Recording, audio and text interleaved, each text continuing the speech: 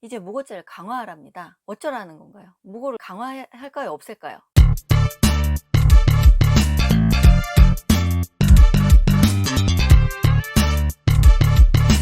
안녕하세요.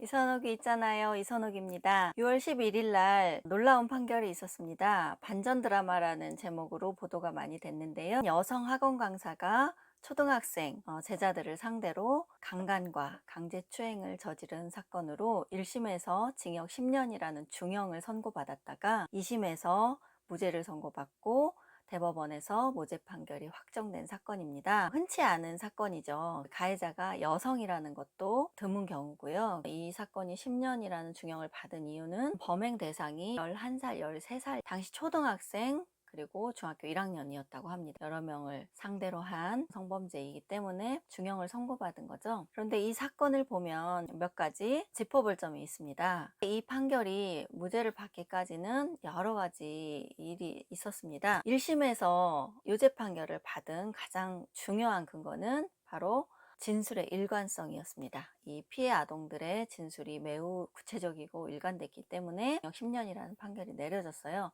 그런데 이 사건이 좀 특이한 점이 있습니다. 그 아동들이 2년이 지난 후에 중학교에 가서 학교 상담교사에게 신고를 했다는 거예요. 그 상담교사가 해바라기 아동센터로 연계를 해서 해바라기 센터에 가서 진술을 하고 상담을 하고 이사기관으로 넘어간 거죠. 그런데 1심 판결에서 중요한 근거가 됐던 진술의 일관성이라는 것이 어떤 면에서 저는 뒤바뀌었냐 하면 그 여자 강사가 피해 아동이 강간당했다고 주장한 날 자신은 수술을 받아서 병원에 입원해 있었다. 교통사고가 나서 자녀와 함께 병원에 있었다. 이런 증거 자료를 1심에도 제출했다고 해요. 그런데 1심 재판부는 병원에 입원해 있었다 해도 그것이 강간을 하지 않았다는 증거가 될 수는 없다라고 해서 그 증거를 탄핵을 했습니다. 그것에 비해 피해 아동들의 진술은 일관되고 구체적이며 당사자가 아니고서는 도저히 묘사할 수 없는 상황 묘사와 진술이 있었고 그 가해자에 대한 특정한 진술도 정확하고 통상적인 범죄 형태를 묘사했다고 하기에는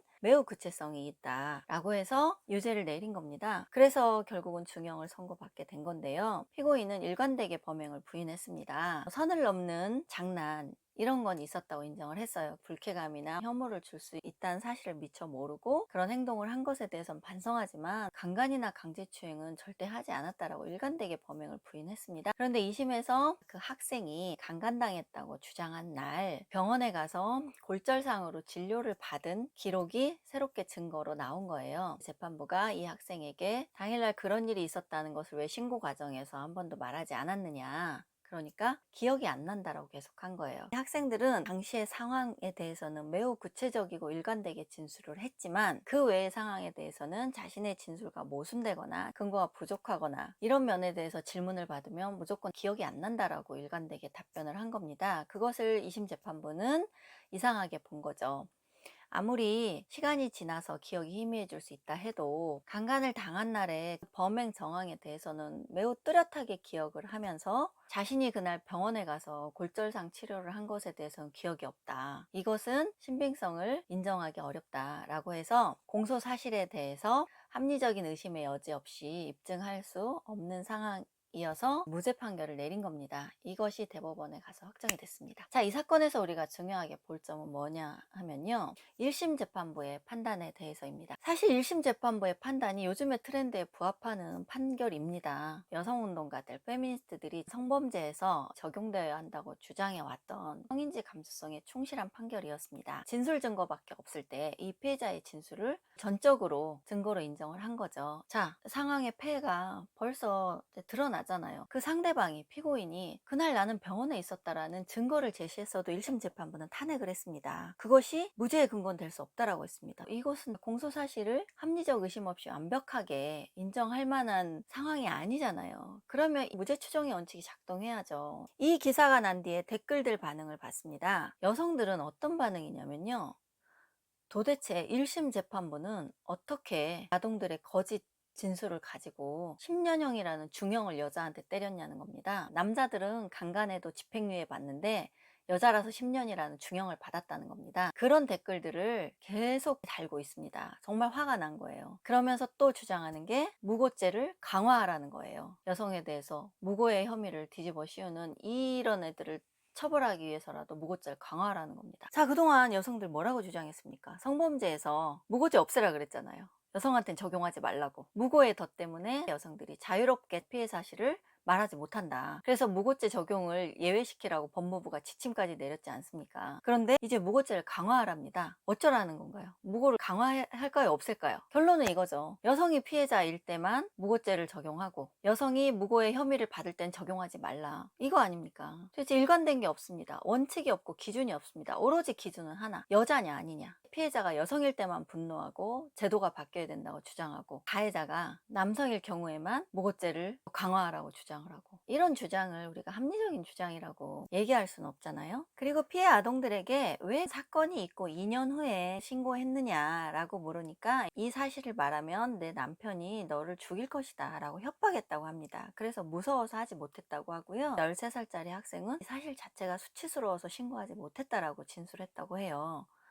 여성들이 성범죄에서 그 진술해 오던 형태랑 똑같잖아요. 피해자들은 그렇게 진술을 합니다. 그런데 결론은 이 모든 진술이 신빙성이 없다고 탄핵을 당한 거예요. 그러면 우리가 생각해 봐야 될 것은 피해자는 거짓말을 하지 않는다. 어떤 피해자가 거짓말을 하느냐 이런 말들이 개별 사건들에 다 적용되지 않는다는 거죠. 어떤 피해자는 거짓을 말하지 않지만 어떤 사람은 거짓으로 피해를 말합니다. 그런 사람이 존재하는 게 우리 세상이에요. 개별화해서 판단해야 된다는 겁니다. 거짓말하는 사람은 여자든 남자든 어디에나 있습니다. 그 사실을 너무 인정하지 않으려고 해요. 인정해야죠. 제가 또 한 가지 중요하게 본 것은 피고인 여성이 자신이 평소에 선을 넘는 신체 접촉 장난을 쳤다는 거 인정을 했습니다. 정말 반성한다.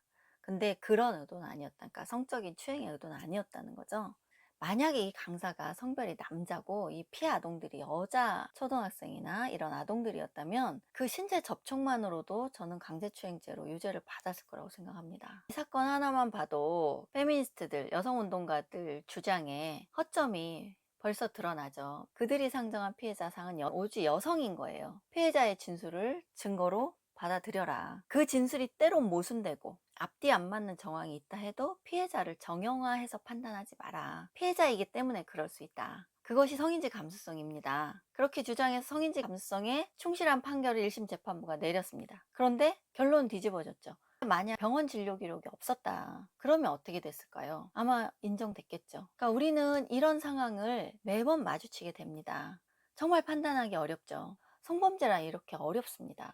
그래서 우리가 더 신중하고 최대한 많은 근거들을 확보하고 정황을 보고 판단을 해야 되는 그런 범죄임에도 매우 단순하게 후려쳐서 주장하는 여성 운동가들, 페미니스트들의 주장, 저는 그것에 대해서 얘기를 하는 겁니다. 무고죄 어떡할까요? 없애요, 강화해요? 본인들은 뭐라고 답하겠습니까? 선택적으로 없애거나 선택적으로 강화하라고 주장하고 있죠. 지금 그러고 있는 겁니다. 자신들의 주장이 어떻게 모순되고 선택적인 정의인지 정말 돌아봐야 됩니다. 자기 성찰 좀 했으면 좋겠습니다. 자, 다음 시간에 또 다른 얘기로 찾아오겠습니다. 이선욱TV 구독과 좋아요 그리고 알람 설정까지 많이 눌러주시고 널리 알려주세요. 저의 책 단단한 개인과 어먼스 플레인도 절찬리 판매 중입니다. 여러분 안녕.